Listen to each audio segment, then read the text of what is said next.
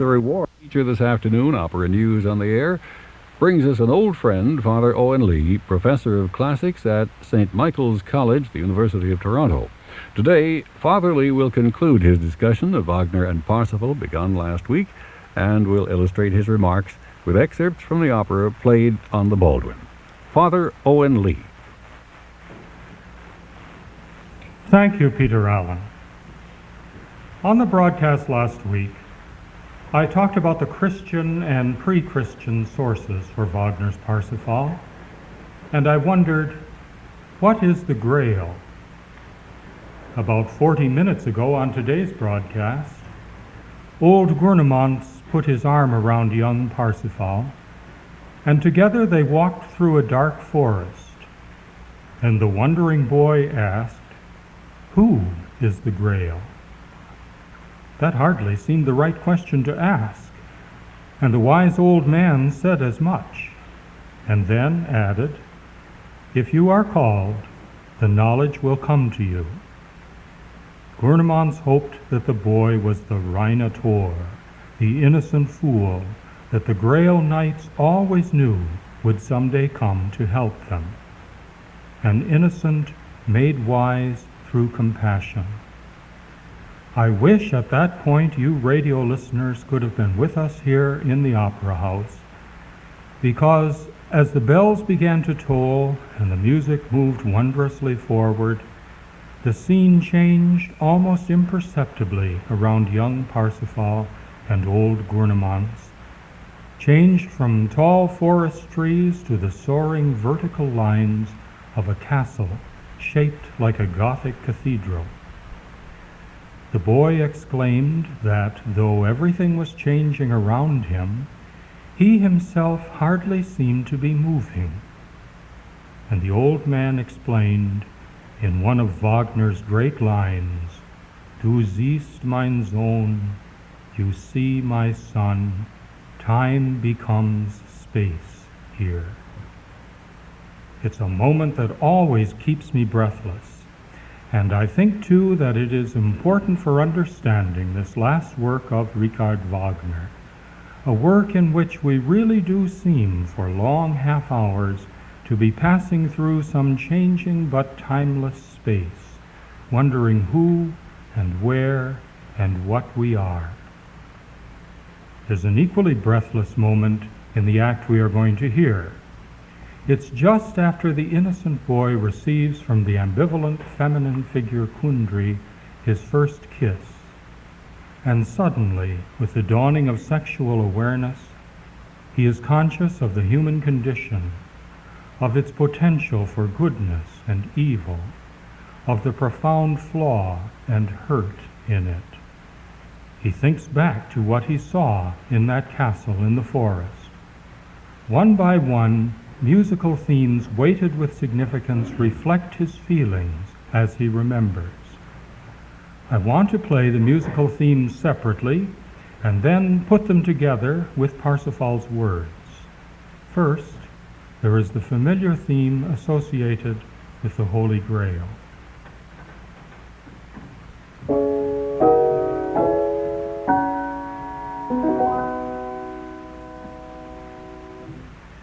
In Wagner, the Grail, as we said on last week's broadcast, is not just the legendary cup from which Jesus drank at the Last Supper.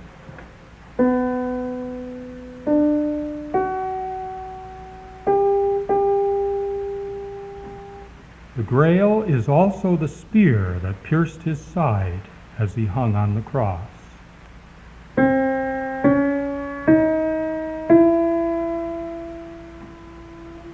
And between the motifs of cup and spear, Wagner places the theme of suffering.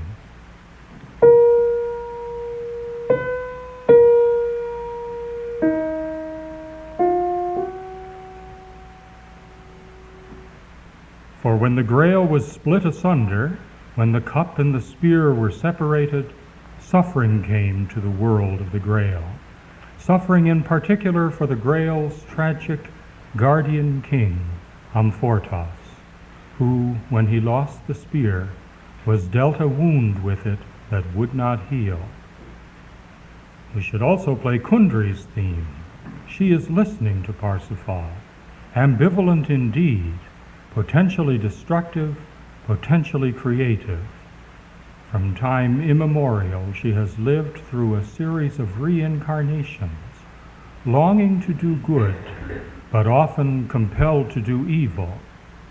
She cannot weep, and this is the theme of her terrible laughter.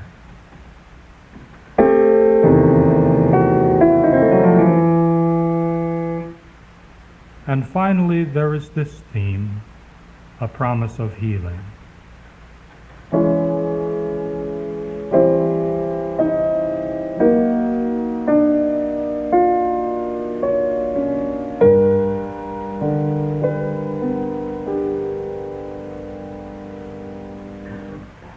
Now listen to them in combination, as Parsifal tells Kundry what really happened to him in the scene in the castle we have just heard in Act 1.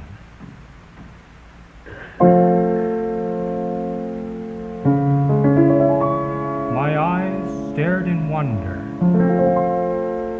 at the Holy Grail.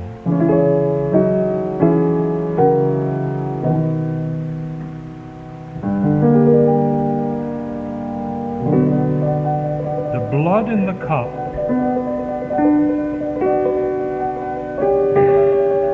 began to glow.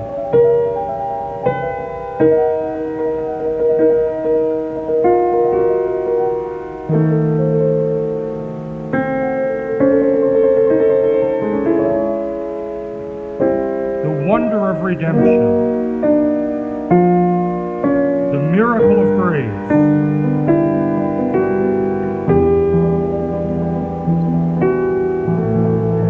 Every soul was trembling with it.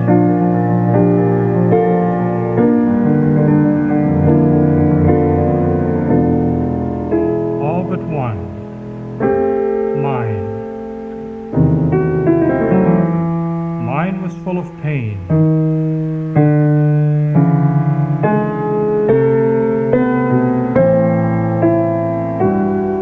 I heard the Savior's voice ring out. And oh, that cry,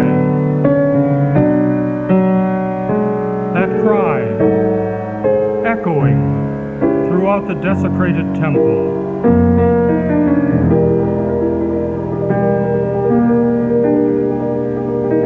Redeem me.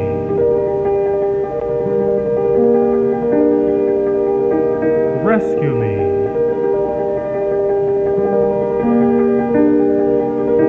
From hands that are guilty.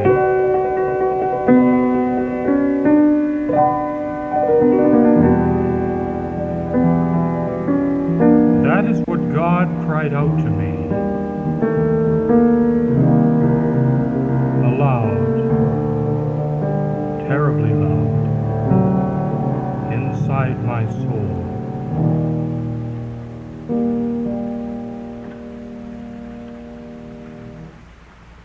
Words and music interacting make it clear.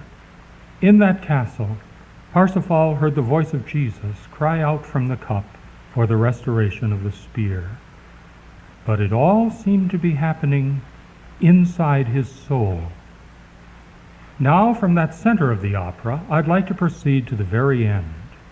Years have passed, and Parsifal has wandered through a wasteland, and now it is Good Friday. Wagner, in one of his massive recapitulations, takes us back to the castle again. As before, Parsifal hardly seems to move at all as he passes through the subtly changing landscape where time becomes space. This time, however, he approaches the castle from the opposite direction, not through a dark forest, but through a radiant meadow. This time the wise old man does not lead, but follows, for Parsifal has come not as an unknowing boy, but as a man who knows of the flaw, the hurt in the world. This time the ambivalent woman comes with him, for Parsifal has turned her hateful laughter to to loving tears. This time the wounded king will be healed, for Parsifal carries aloft the long-lost spear with which he will make the Holy Grail once more complete and whole. Parsifal enters the castle at the terrible moment when Amfortas exposes his bleeding wound and orders his knights to draw their swords and end his suffering. Only one weapon can heal the hurt, Parsifal sings.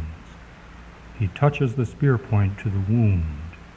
Be purified, he says, whole and absolved, and blessed be all your suffering, for it has made me wise, it has taught me compassion.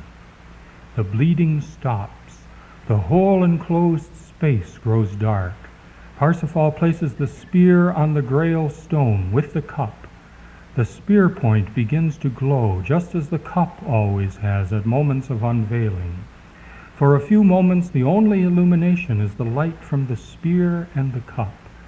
The incredibly beautiful music that began the opera returns, more awesome even than before, because the themes of the cup and the spear are no longer separated by the theme of suffering.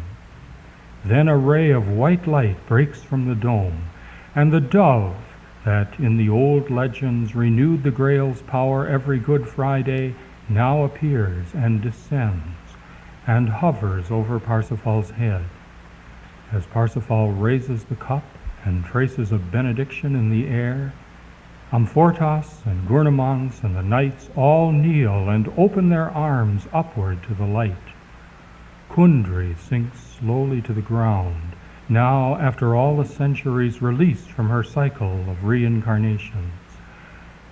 And innocent boys' voices from the dome we cannot see sing the phrase which, if any phrase does, contains the secret of understanding this mystifying music drama. Those innocent voices sing, "This is the greatest miracle of all.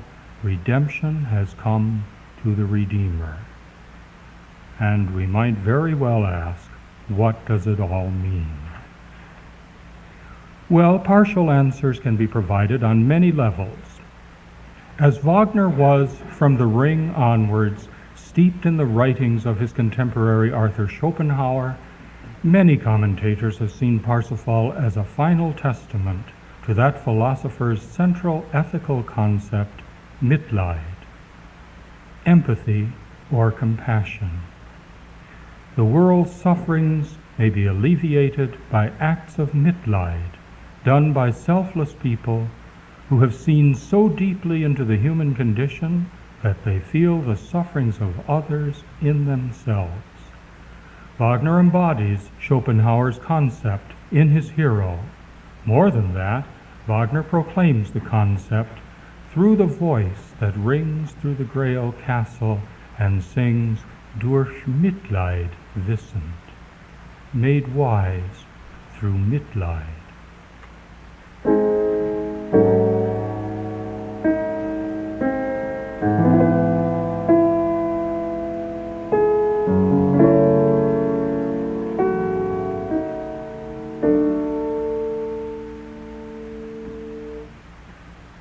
Further, in line after line of dialogue in Parsifal, the characters seem to feel the gravitational pull of what Schopenhauer called Wille, the force which, the philosopher said, animates all the world, causing insatiable longings.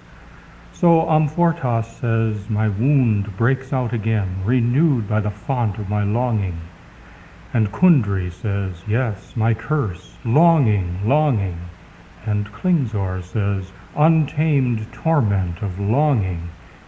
And Parsifal, after he has learned to feel in himself the sufferings of others, Parsifal says, "The longing, the terrible longing that overcomes my senses." Clearly, on one level at least, Parsifal is Schopenhauerian. But almost as many details in the text, and much of its ethical feeling too, seem to reflect another of mankind's great teachings on suffering, Buddhism, which leads its believers away from their longing and pain towards a promise of nirvana. And as a classicist listening to Parsifal, I think too of the Greek tragic writer Aeschylus and the great choruses that begin his Agamemnon. Aeschylus' chorus sings, "Pathe mathos," man learns through suffering. That's almost a Greek translation of durch Mitleid wissend. While he was writing Parsifal, Wagner was reading not only Schopenhauer, but the classic Chinese and Greek literatures as well. And he exclaimed over and over how magnificent that chorus was at the start of the Agamemnon. So Parsifal is many things beneath its Christian surfaces. But as the overlay of symbols is Christian, surely it is right to find a Christian ethic in the work. In fact, most commentators in recent years have returned to the once unfashionable view that Parsifal is quite specifically Christian. Wagner's attitude towards Christianity was deeply ambivalent. He thought its founder a man of immense compassion, and its symbols resonant and beautiful. But over the centuries, he thought Christians had buried Christ's message under a mass of irrelevant dogma. And in his own century, Christianity, he thought, had all but surrendered to the rising forces of materialism. It had preserved the symbolism, but lost the purpose, if you will, preserved the cup, but lost the spear of its founder, whose voice cries out from the midst of the mysteries, "Redeem me, rescue me from hands that are guilty." Then Parsifal is not so much Christian as it is about Christianity, about the healing of a wounded, suffering Christianity, redemption to the Redeemer.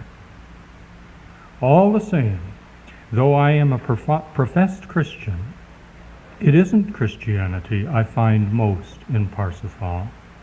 It's world mythology.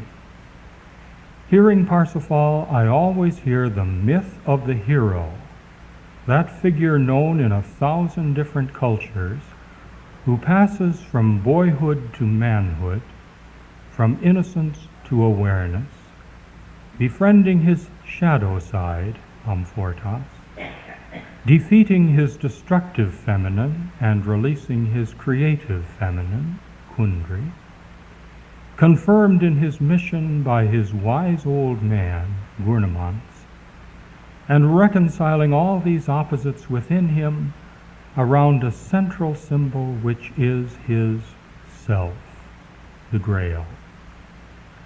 That's the terminology of Carl Jung, of course, and the hero myth as outlined in Joseph Campbell's book, The Hero with 1,000 Faces.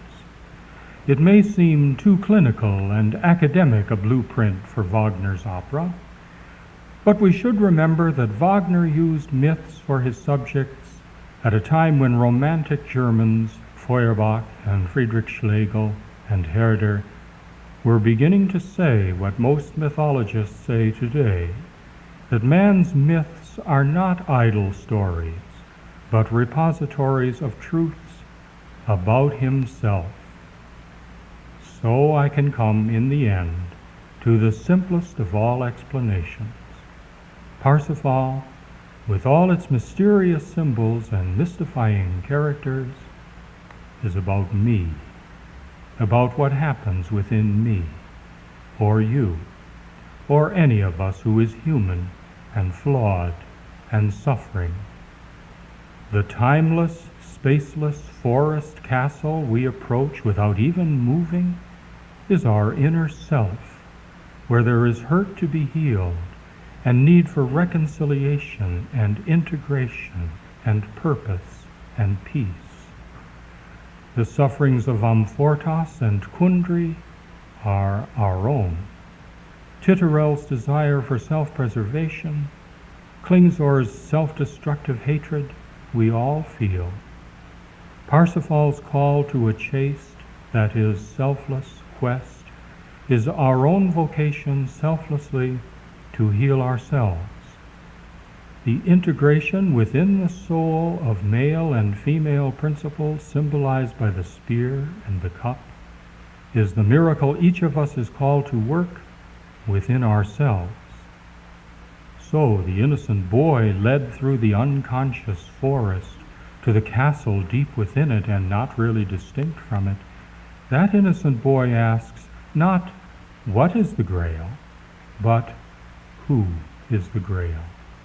Yes, the Grail that cries out to be redeemed, rescued, restored to wholeness, that is yourself, your soul, you.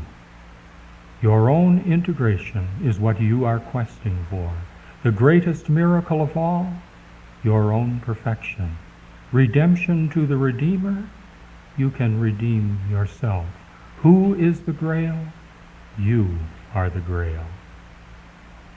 That is what we can say Parsifal means after last week's perception from Schiller, who distinguished between naive und sentimentalische Dichtung, between art that is unself-conscious and art that is, like Wagner's, profoundly conscious of the self, art that looks inward and depicts what transpires there within.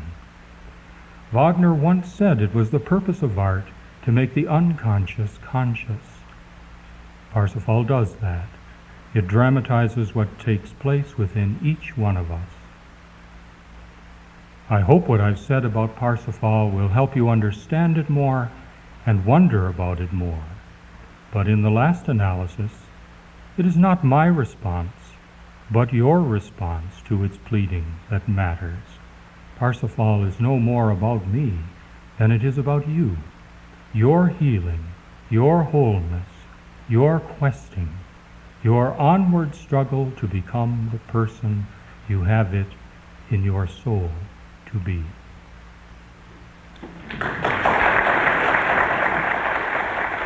Thank you, Father Owen Lee. Before I tell you